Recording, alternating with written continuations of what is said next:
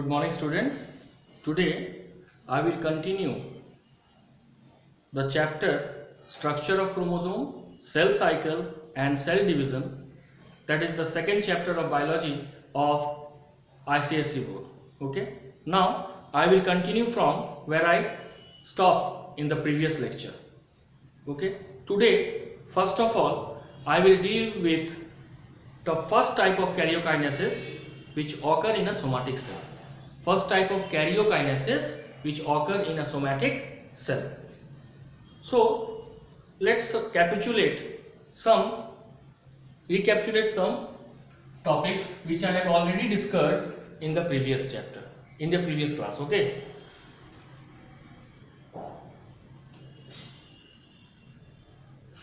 Structure of chromosome,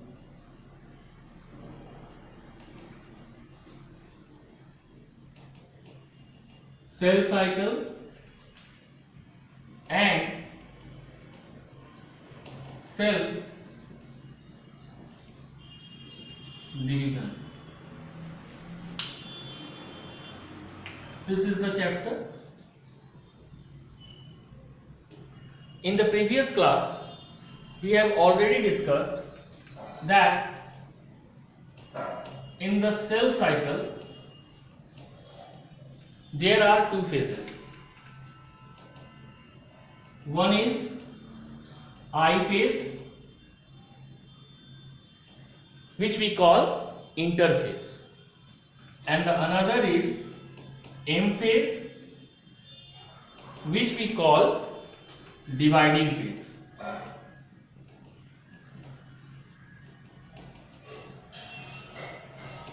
Now this dividing phase is again divided into two steps. First is called karyokinesis and the second is called cytokinesis.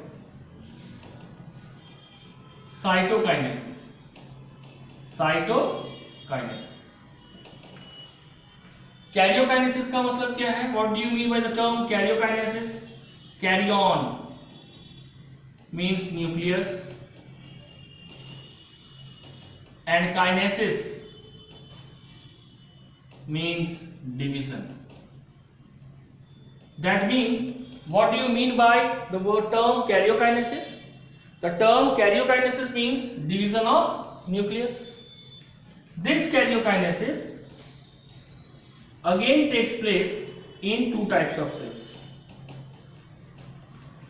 One cell is called somatic cell, that we also known as vegetative cell. Somatic cell is also known as vegetative cell, and the second is germinal cell. Germinal cell, or we can call it reproductive cell. हम germinal cell को reproductive cell भी कहते हैं और somatic cell को vegetative cell भी कहते हैं. तो सोमाटिक सेल में कौन सा सेल डिवीजन होता है? उसको बोलते हैं माइटोसिस, और जो जर्मिनल सेल में होता है उसको बोलते हैं मियोसिस. ठीक है. तो आज सबसे पहले हम लोग पढ़ेंगे माइटोसिस, उसके बाद पढ़ेंगे मियोसिस. माइटोसिस किसमें होता है? सोमाटिक सेल में. ठीक है. अब हम लोग डिटेल स्ट्रक्चर पढ़ेंगे माइटोसिस को.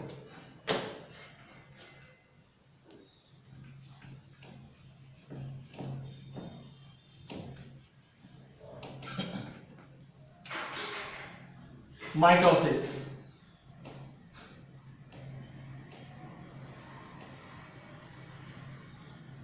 फर्स्ट ऑफ ऑल, माइटोसिस क्या है? In it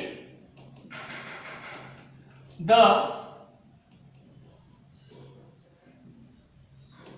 number of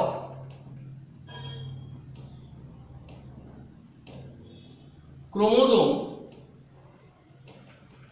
in the parent cell and the daughter cell remains the same. Mitosis में number of chromosome daughter cell और पेरेंट सेल में सेम होता है, so it is also called equational division. इसलिए इसको क्या कहा जाता है? Equational division. ठीक है। First of all, it was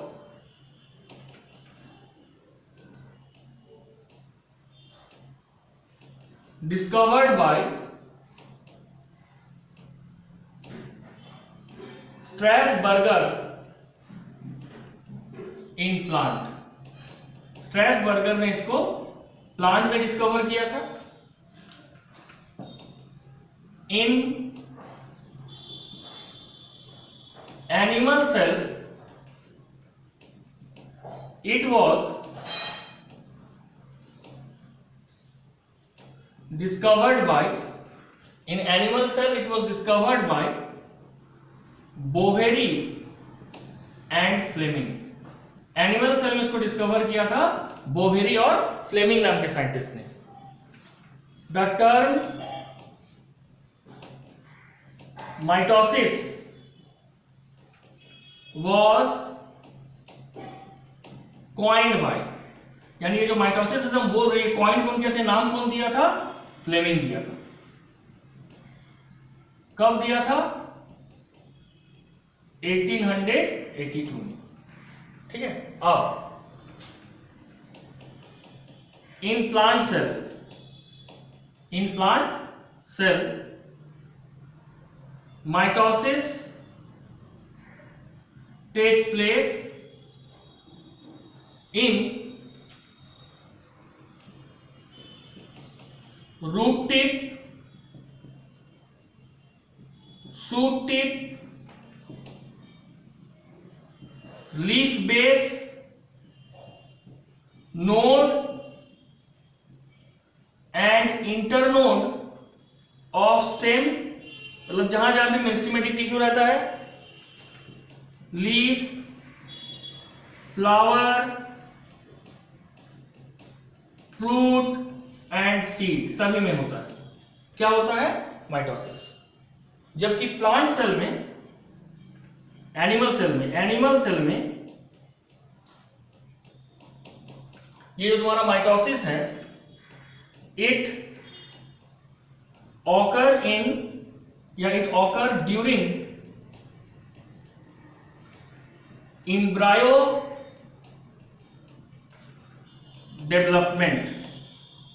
ये एम्ब्रायो डेवलपमेंट के दौरान होता है and in mature cell of skin. और कहां पे पाया जाता है? Mature cell of skin. और एक जगह क्या होगा? Bone marrow.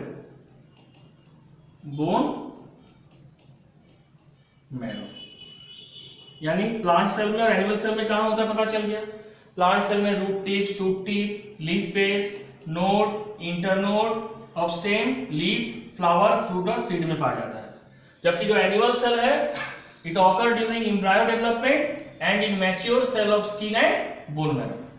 ठीक है। सबसे पहले इसको प्लांट में कौन डिस्कवर किया था? स्ट्रैसबर्गर। एनिमल में इसको सबसे पहले कौन डिस्कवर किया था? Boveri and Fleming. और ये जो टर्म है माइटोसिस, इसको कॉइन्ड कौन किया था? फ्लेमिंग 1882। तो ये हो गया इंट्रोडक्शन ऑफ माइटोसिस। ठीक है। अब नेक्स्ट,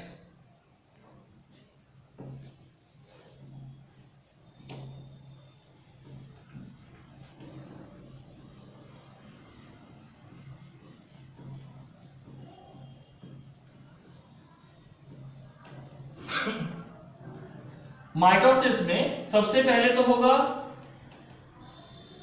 आई फेस। हम लोग जो पहले पढ़ चुके हैं, it is interface.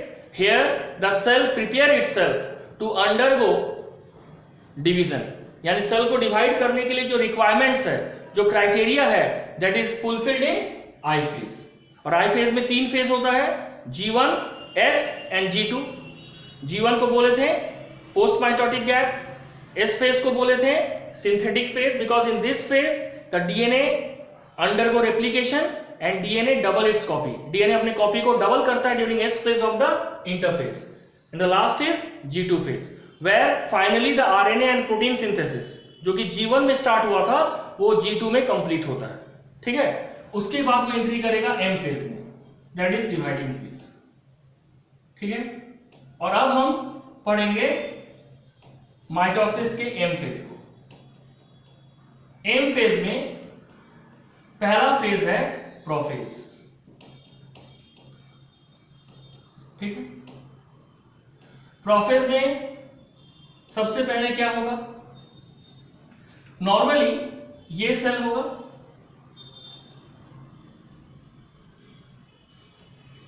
This is called plasma membrane,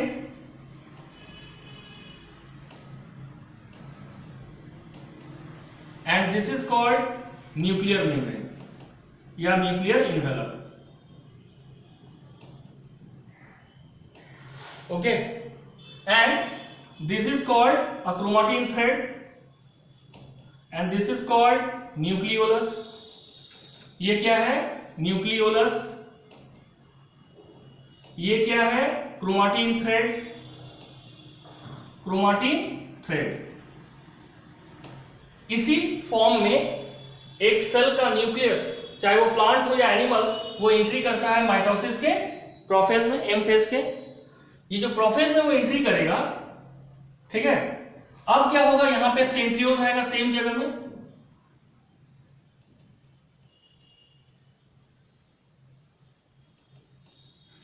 okay. क्या होगा, जो सेंट्रियोल होगा, ठीक है। अब करना क्या है, देखो, जैसे ही सेल, हम लोग ऑलरेडी पढ़ चुके हैं कि as the cell enter into the dividing phase, this chromatin thread undergo condensation, undergo condensation मतलब वो सिकुड़ेगा, कंडेंस्ड करेगा टू फॉर्म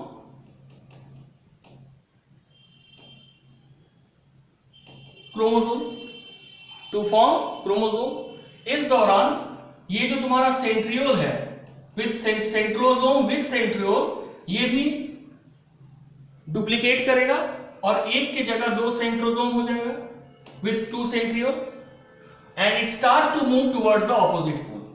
ये क्या होगा, ये दोनों सेंट्रोसोम जो है ये ऑपोजिट पोल की तरफ मूव करेगा। अब जब ये ऑपोजिट पोल की तरफ मूव करेगा, इसी दौरान ये न्यूक्लियर मेम्ब्रेन भी स्टार्ट होगा टू डिसअपियर, ठीक है। न्यूक्लियोलस भी स्टार्ट होगा डिसअपियर होना, ठीक है।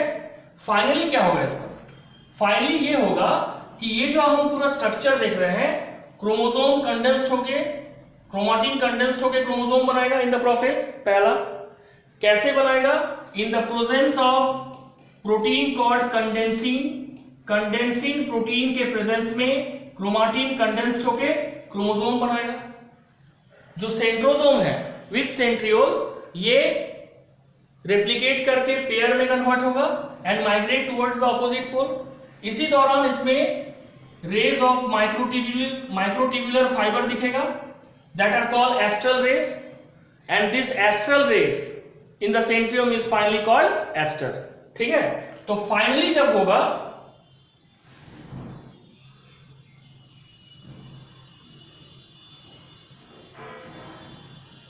न्यूक्लियोलस डिसअपियर हो गया, न्यूक्लियर मेम्ब्रेन डिसअपियर हो गया। अब क्या हुआ, देखो, centriole towards the opposite pole आ गया विथ सेंट्रोसोम,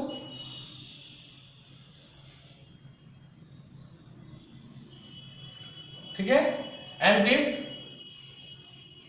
एस्टर रे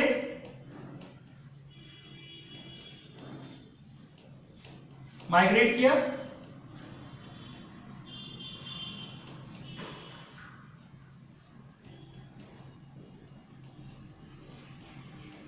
ठीक है। और ये स्पिंडल फाइबर का फॉर्मेशन किया। किसका फॉर्मेशन किया? स्पिंडल फाइबर का फॉर्मेशन किया। Spindle fibre. एक्चुअली जो प्रोफेज है वो 3 फेज में होता है। फर्स्ट फेज है अर्ली प्रोफेज, जिसमें सबसे पहले क्रोमाटिन कंडेंस्ड होता है in the presence of chromosome to undergo और टू फॉर्म क्रोमोसोम। इस प्रोटीन के प्रेजेंस में कंडेंसिंग, उसी दौरान सेंट्रियोल रेप्लिकेट करता है and start to move towards the opposite pole, जहां से ये आ गया। और इसी दौरान क्या होता है कि जो क्रोमोसोम है, जैसे ये क्रोमोसोम है, इसका एंड एक दूसरे के ऊपर ओवरलैप कर जाता है। और ये जो ओवरलैप कर जाता है तो किसी भी क्रोमोसोम का एंड हमको दिखता नहीं है, and it forms a pollen ball like structure, जिसको हम बोलते हैं स्पाइरिंग स्टेज। क्या बोलते हैं? Spireme stage. ये दिखता है अर्ली प्रोफेज में। मिड प्रोफेज में क्या होगा कि जो क्रोमोसोम अर्ली प्रोफेज में क्रोमाटिन के कंडेंसेशन से बना था, इट अंडरगो फर्दर कंडेंसेशन, वो क्रोमोसोम फिर से सिकुड़ेगा, फिर से कंडेंस्ड होगा। और मिड प्रोफेज में जो क्रोमोसोम का साइज है वो अर्ली प्रोफेज का 1/4 हो जाएगा, ठीक है। और इस दौरान न्यूक्लियर मेम्ब्रेन और nucleolus most of the amount में डिसॉल्व हो जाएगा, ठीक है। And finally aster they start to form spindle fibre and chromosome lie towards the periphery. Chromosome कहां पाया जाएगा? Periphery.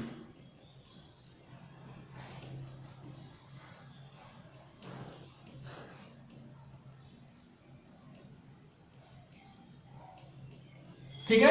And the centromere are attached to the spindle fibre. सभी देखो पेयर ऑफ क्रोमोसोम का जो सेंट्रोमियर है it is attached to the spindle fibre. ये हो गया प्रोफेज में। तो प्रोफेज में क्या क्या होगा? पहला, chromatin condensed to form chromosome by the help of a protein called condensin first. Second, the centriole with centrosome duplicate and start to migrate towards the opposite pole.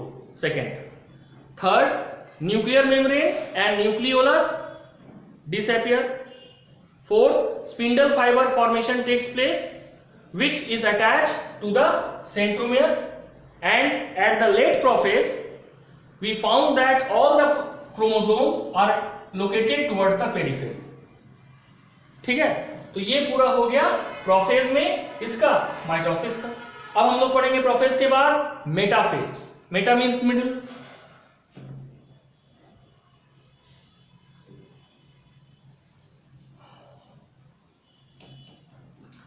Metaphase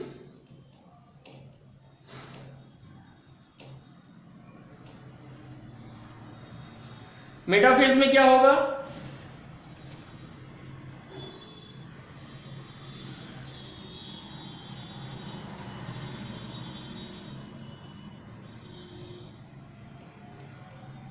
ये हो गया सेंट्रोसोम,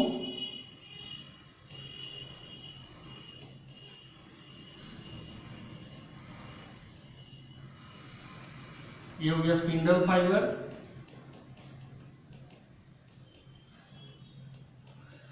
हम prophase में पढ़े, we have already studied in prophase that the chromosome are line towards the periphery but they are centromere, लेकिन उसका जो centromere है they are attached with the spindle fiber. In the metaphase stage the spindle fiber start to contract and this process is called कॉन्ग्रेशन।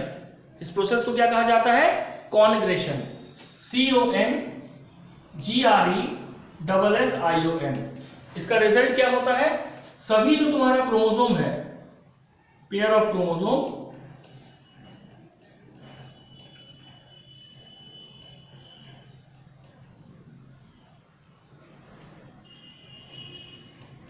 It start to appear towards the equator. ये जितने भी chromosome ये कहां पे दिख रहा है? इक्वेटोरियल रीजन में। इक्वेटोरियल रीजन में दिख रहा है। अब मेटाफेज को माना जाता है it is the best phase to no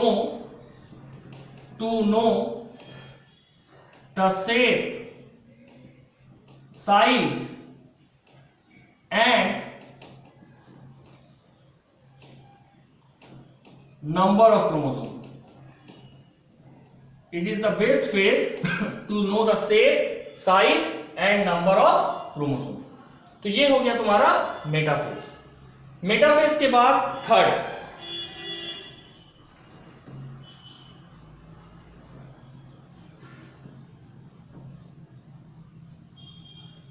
anaphase. Anaphase anaphase में क्या होता है? बेसिकली जो एनाफेज है इसमें होता है कि the centromere of each chromosome divides into two so that a two independent chromosome is form with its respected chromatid. ठीक है, and they move towards the opposite pole. ठीक है,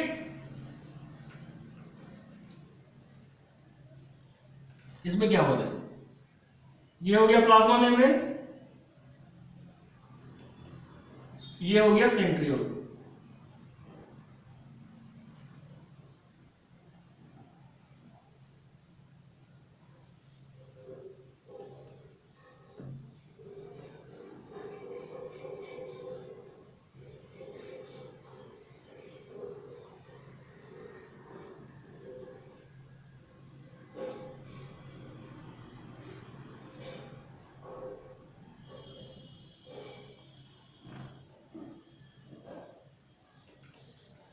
ये हो गया spindle fibre.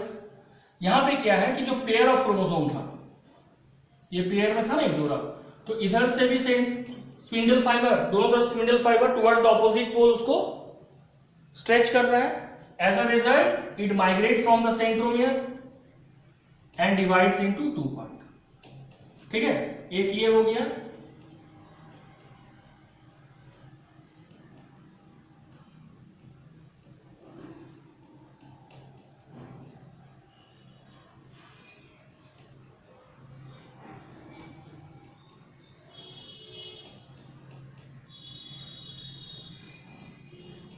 Towards the opposite part.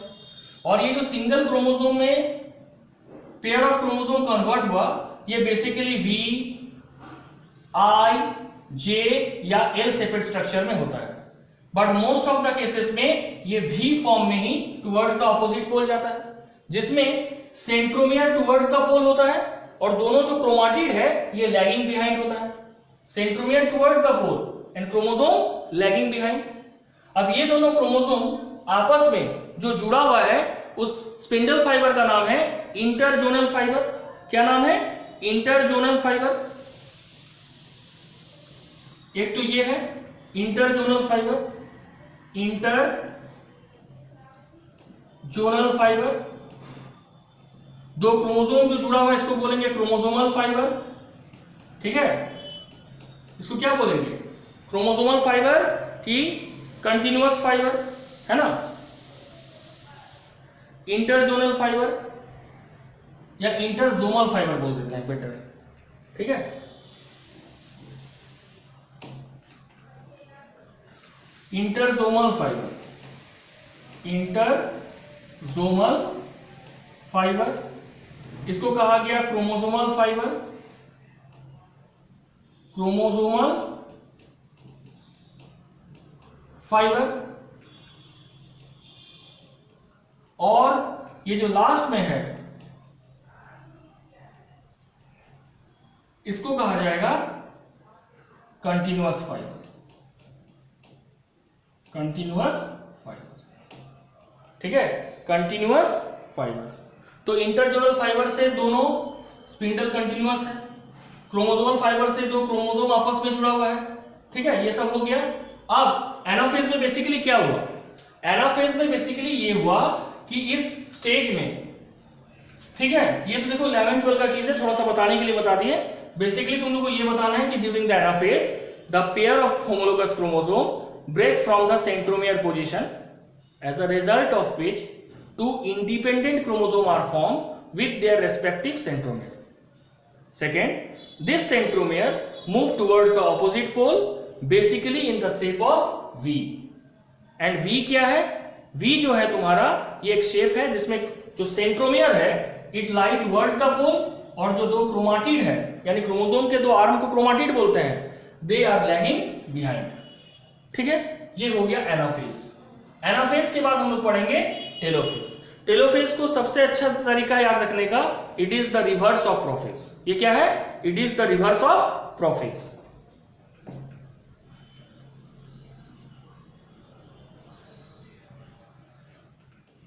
देखो, fourth telophase. Telophase क्या है? It is the reverse of prophase. It is the reverse of prophase. तो इसमें क्या क्या होगा? जैसे मान लो ये एक सेल है, ठीक है। सबसे पहले जो क्रोमोसोम बना था वो कंडेंस्ड होके बना था ना, वो डीकंडेंस्ड होगा। मतलब जहां पे वो कंडेंस्ड हुआ था वो इलोंगेट होगा एंड दे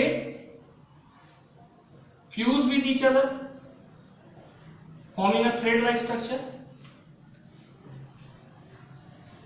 उसके ऊपर क्या बना? ये न्यूक्लियर मेम्ब्रेन बना।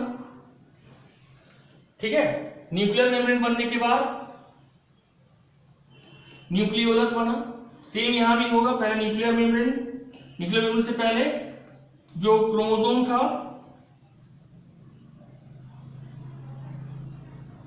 दे decondense to form a thread like structure. तो ये हो गया न्यूक्लियोलस, ये हो गया न्यूक्लियर मेम्ब्रेन, ये हो गया क्रोमाटिन। ठीक है, और बीच में यहां पे spindle fibre still attach remain हो गया, so that it can undergo cytokinesis. ये हो गया तुम्हारा टेलोफेज। ठीक है, इसलिए हम बोले कि telophase is the reverse of prophase. अब टेलोफेज तो हो गया, लेकिन ये दोनों डॉटर सेल जो बना ये डिवाइड नहीं किया। ये डिवाइड कैसे करेगा? साइटोकाइनेसिस से। Cytokinesis means division of cell, और साइटोकाइनेसिस प्लांट सेल और एनिमल सेल में कंप्लीटली डिफरेंट होता है। वो क्या है हम लोग पढ़ेंगे।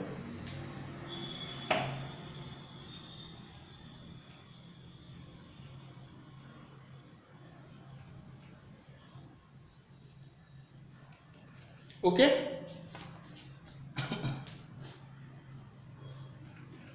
माइटोसिस के बाद इसमें अब आएगा साइटोकाइनेसिस। साइटोकाइनेसिस सबसे पहले, ये जो साइटोकाइनेसिस है हम इसको किसके कॉन्टेक्स्ट में पढ़ेंगे? In plant cell. Okay, in plant cell. Plant cell में क्या होगा?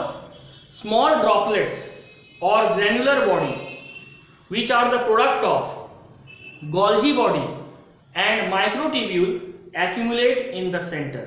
ठीक है, जैसे ये एनिमल्स प्लांट सेल है,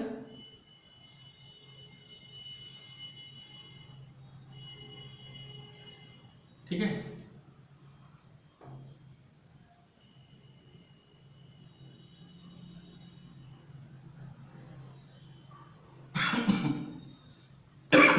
ये प्लांट सेल है।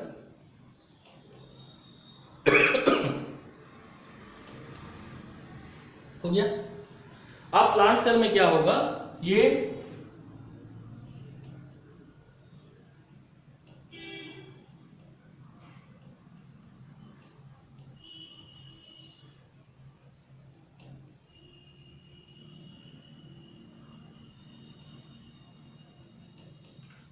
कंप्लीट सेल हो गया।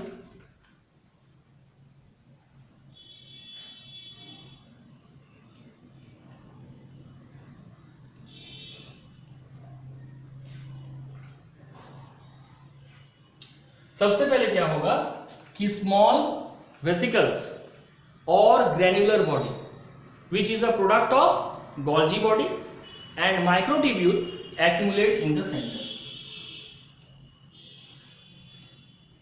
ठीक है, during this the spindle fibre expand, spindle fibre फैलता है और ये माइक्रोट्यूब्यूल के साथ इंटरडिजिटेट यानी मिक्स होके एक मेम्ब्रेन बनाता है।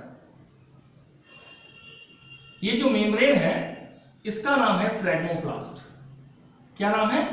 फ्रैग्मोप्लास्ट। इस मेम्ब्रेन का मेन काम है कि गोल्जी बॉडी के द्वारा जो ये ग्रैनुलर बॉडीज बनाया जा रहा है उसको सेंटर में ट्रैप करना। कहां पे ट्रैप करना? सेंटर में, दैट इज इक्वेटोरियल प्लेट।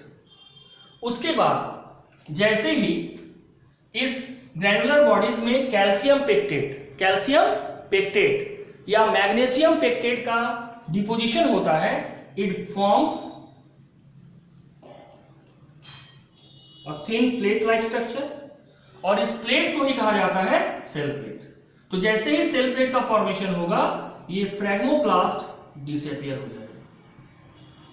ठीक है, लेकिन ये जो है process, that is the accumulation of, फिर यहां पे मान लो एक फ्रैग्मोप्लास्ट बनेगा, इधर भी एक फ्रैग्मोप्लास्ट बनेगा, और इस तरह से from centre to the periphery लगातार ग्रैनुलर बॉडीज का जमाव होगा, और इसको सेंटर में कौन पहुंचाएगा? यही फ्रैग्मोप्लास्ट। अब इसके बाद क्या होगा कि कैल्शियम और मैग्नीशियम पेक्टेट का लगातार जमाव होगा। ठीक है, और जैसे ही इसका डिपोजिशन होगा, कैल्शियम और मैग्नीशियम पेक्टेट का डिपोजिशन होगा, ये फ्रैग्मोप्लास्ट डिसअपीयर कर जाएगा। फ्रैग्मोप्लास्ट क्या करेगा? डिसअपीयर कर जाएगा, and it forms a hard plate that is called cell plate. इसको क्या कहेंगे? Cell plate. और ये जो सेल प्लेट का फॉर्मेशन हो रहा है ये सेंट्रीफ्यूगली हो रहा है, सेंट्रीफ्यूगली हो रहा है। ठीक है, finally it divides into two daughter cell. ये फाइनली किस में डिवाइड हो रहा है?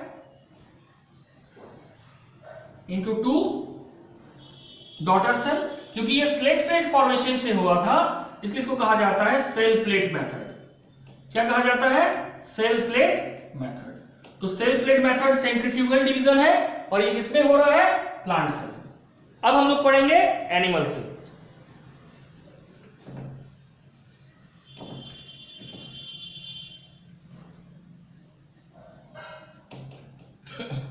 इन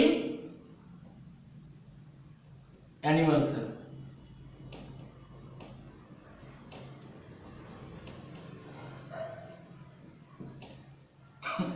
इन एनिमल सेल, एनिमल सेल में क्या होगा? A dense vesicular and fibrous structure accumulate in the center due to its depolymerization। Depolymerization हो रहा है किसका? एक डेंस वेसिकुलर और फाइब्रस स्ट्रक्चर, ठीक है, is form in the equatorial region of the spindle due to its depolymerisation. जैसे मान लो ये एनिमल सेल है, यहां पे एक डॉटर सेल है, यहां पे एक डॉटर सेल है, ठीक है, ये न्यूक्लियोलस क्रोमाटिन हो गया, न्यूक्लियर मेम्ब्रेन हो गया,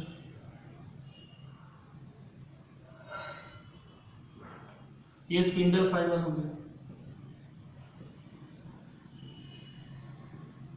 ठीक है।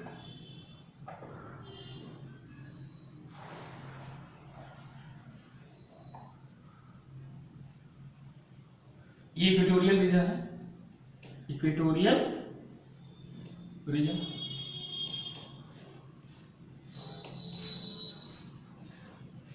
ठीक है। इस इक्वेटोरियल रीजन में dense vesicular and fibrous structure accumulate in the equatorial region,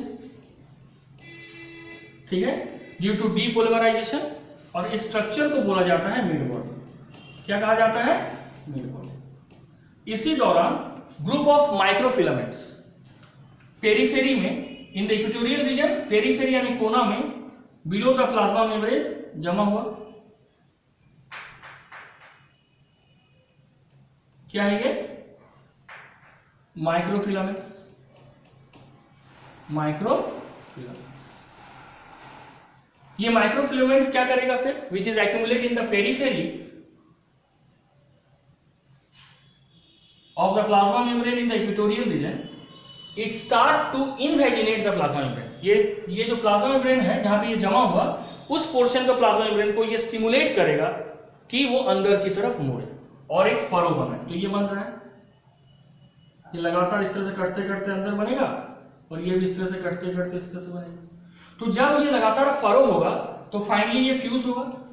जब फाइनली ये फ्यूज होगा तो एक सेल की जगह 2 सेल बनेगा, और जब एक सेल की जगह 2 सेल बनेगा तो it also have 2 plasma membrane. Then how the second plasma membrane is form? The second plasma membrane is form by the raw material provided by the mid body. ये mid body second plasma membrane के लिए raw material provide करेगा, और finally ये 2 daughter cell में convert होगा। ठीक है, और जब ये 2 डॉटर सेल में कन्वर्ट होगा, ठीक है, क्योंकि ये फरो से हुआ, और ये फरो कैसे बना? सेंट्रीपिटली बना। कैसे बना? सेंट्रीपिटली बना। और ये जो फरो सेंट्रीपिटली बना, ठीक है, ये फरो से बना ना, इसलिए इसका नाम हो गया क्लीवेज मेथड। क्या नाम हो गया? Cleavage method. तो cleavage method is the type of cytokinesis which occur in animal cell. ठीक है, देखो फिर से बता रहे कैसे लिखना है इसको। पहले लिखना है अ dense vesicular and fibrous structure deposited in the equatorial region in the mid part of the animal cell due to its depolymerization, that is called mid body. Second, microfilaments equatorial region में ही accumulate होगा in the periphery of the plasma membrane in the equatorial region. Third, ये जो microfilaments जो equatorial region में जमा हुआ था, it stimulate the plasma membrane to invaginate, अंदर की तरफ मुड़ना, and to form a furrow, and this furrow takes place from the periphery towards the center. जब furrow periphery से center में हो रहा है, it is called centripetal. It is called centripetal, and this centripetal formation of division of animal cell is called cleavage method, and cleavage method is a type of cytokinesis which occur in animal cell. Okay, so this is the cytokinesis which takes place in animal cell.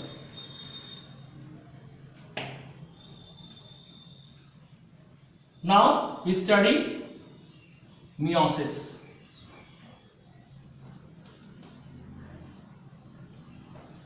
Okay, meiosis में, in meiosis, okay, cell cycle meiosis.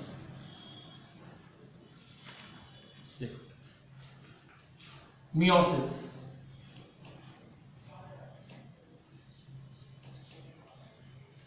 meiosis जो है,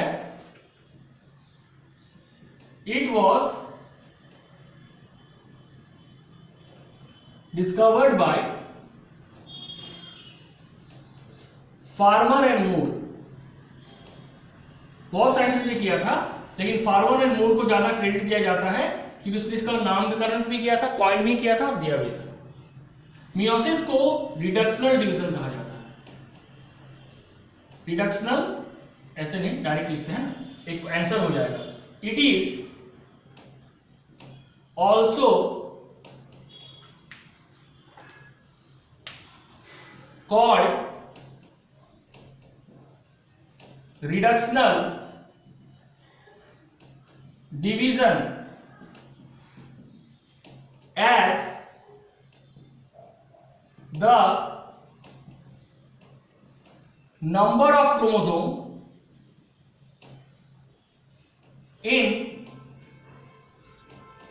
the parent cell, as the number of chromosome in the parent cell,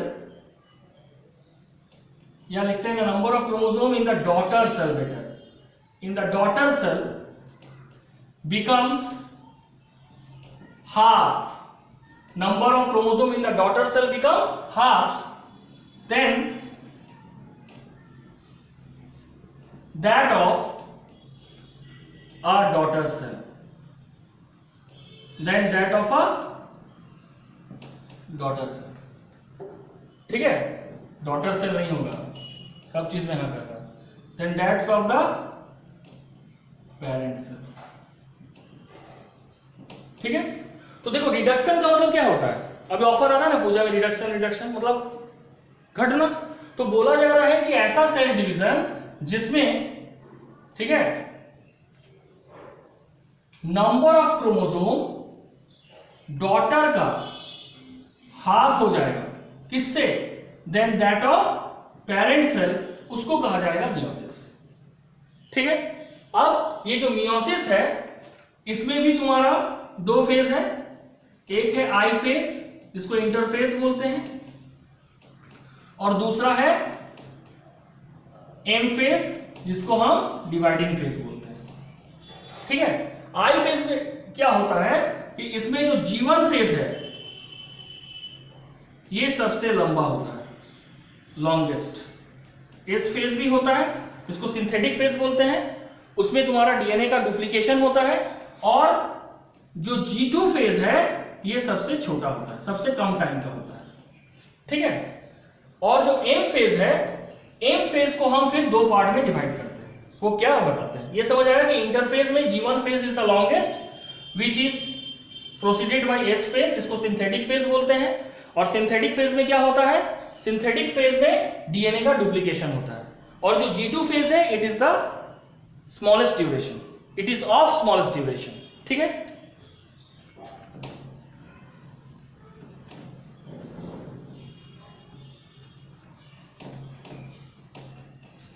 next है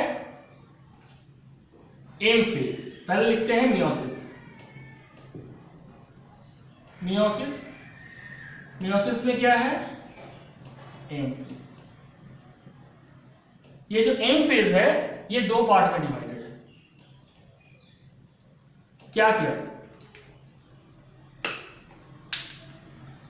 एक meiosis 1 और दूसरा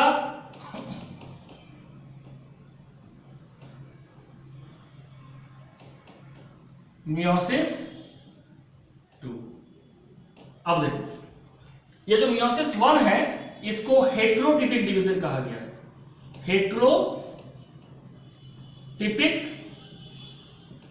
division, और जो meiosis 2 है इसको होमोटिपिक डिवीजन कहा गया है, होमोटिपिक डिवीजन। ठीक है। मियोसिस 1 को हेट्रोटिपिक डिवीजन इसलिए कहा गया है क्योंकि इसके बाद the number of chromosome in the daughter and the parent cell become different, और मियोसिस 2 को होमोटिपिक इसलिए कहा गया है कि number of chromosome in the parent and the daughter cell remains the same.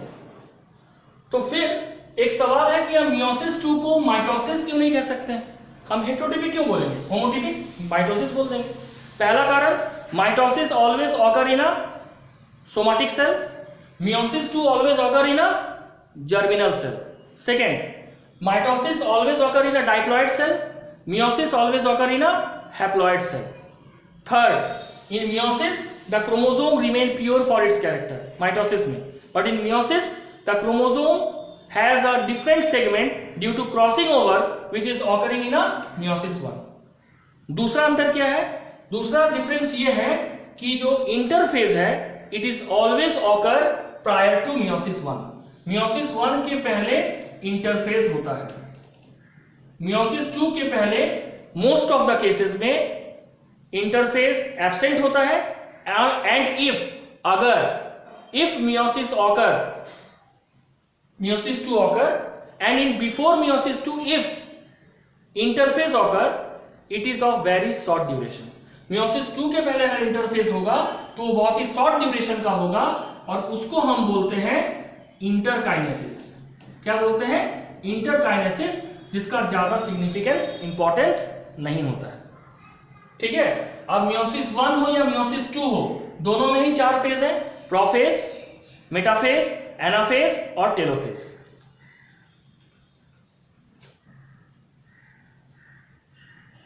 ठीक है। इसमें होगा प्रोफेज 1, मेटाफेज 1, एनाफेज 1, टेलोफेज 1। ठीक है। मियोसिस में क्या होगा,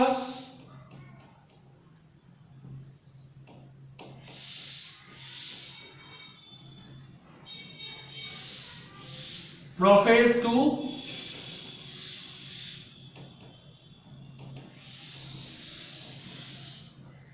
मेटाफेज 2, एनाफेज 2, टेलोफेज 2। ये जो प्रोफेज 1 है ये मियोसिस का सबसे लॉन्गेस्ट फेज है और ये 4 सब स्टेज में 5 सब स्टेज में डिवाइडेड है। क्या क्या? लेप्टोटीन,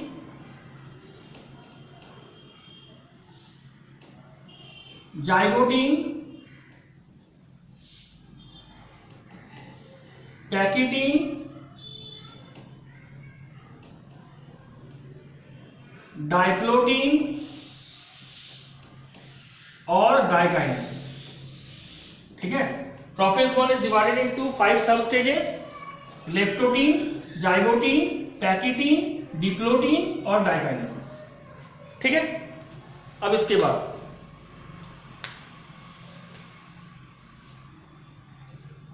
ये समझ आ गया कि मियोसिस 1 में 4 फेज है, वही मियोसिस 2 में भी सेम 4 फेज है। सिर्फ अंतर क्या है कि मियोसिस 1 होगा तो प्रोफेज 1, मेटाफेज 1, एनाफेज 1 और टेलोफेज 1।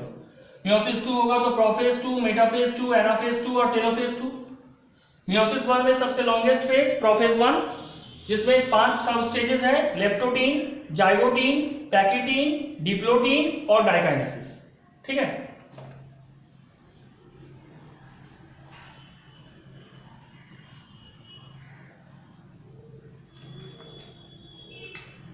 ये जो प्रोफेज 1 है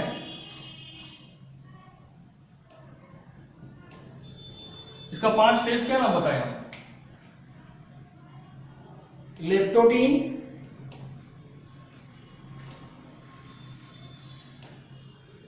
जाइगोटीन,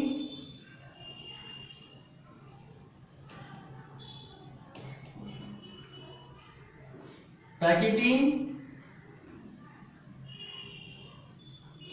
डाइप्लोटीन और डाइकाइनेसिस। ठीक है, ये 5 फेज है। ठीक है, समझ आया? तो लेप्टोटीन, जाइगोटीन, ठीक है, पैकिटीन, डाइप्लोटीन और डाइकाइनेसिस। बेसिकली लेप्टोटीन में क्या होता है, 2 तरह का क्रोमोसोम सेल के अंदर, न्यूक्लियस के अंदर पाया जाता है, एक पैटर्नल क्रोमोसोम और एक मैटरनल क्रोमोसोम। जो जाइगोटीन होता है इसमें साइनेप्सिस होता है। साइनेप्सिस क्या है?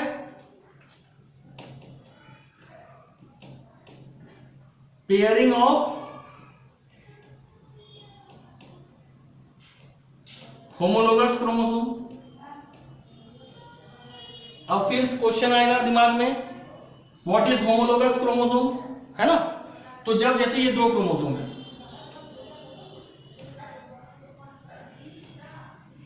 ये दोनों क्रोमोसोम का लेंथ बराबर है, दोनों का सेंट्रोमेयर पोजीशन सेम है।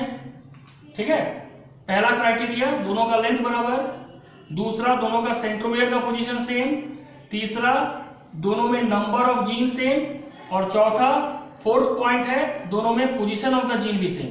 जब ये 4 क्राइटेरिया कंप्लीट होगा we called it homologous chromosome. और ऐसे 2 क्रोमोसोम के बीच में जब पेयरिंग होगा that is called synapsis. Synapsis के बाद पैकिटीन में क्या होगा?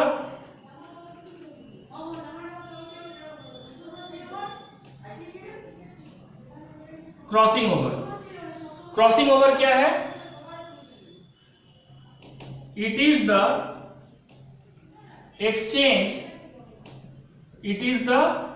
exchange of segment। It is the exchange of segment between 2 non-sister chromatid of a homologous